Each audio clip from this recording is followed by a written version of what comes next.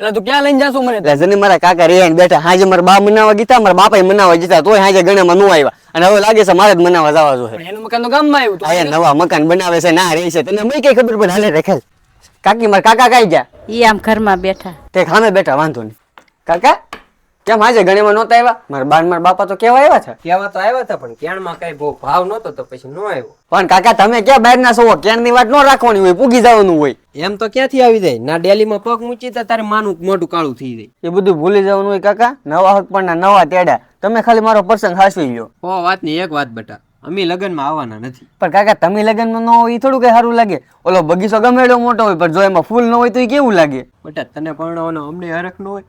અમને તારે તમારા લગ્નમાં ડિસ્કો કરવાનું મન નહીં થતું હોય? આ બધું તારા માના લીધે થાય છે. એ બધું જાવજો ને કાકા, તમારા લગ્નમાં છે ને આવવાનું છે, જમણવાની બધી વ્યવસ્થા છે ને તમારે જ પૂરી પાડવાની છે. હવે નાનો પડતા દાંત કાઢો, દાંત કાઢો. ભલે બેટા તું મનાવા આવ્યો છે એટલે હવે અમે પોગી જાહું, અને પૈસા બાબતે છે ને ટેન્શન ન લેતો, તારો કાકો હજી બેઠો છે. તું તારે હારું ઓલો કાકા, મારે જે બીજે કહેવા જવાનું છે, હું જાઉં. ભલે બેટા જા.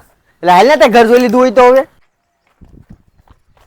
અને કાકી પાછા છે ને તમે વહેલા પૂગી જાજો ને, જમણવાની રાસ ગરબાની બધી વ્યવસ્થા ના કરેલી છે, મોડું ન કરતા ખોટા તમે. હા, અમે પોગી જાહું. હા પૂગી જજો ટાઈમે.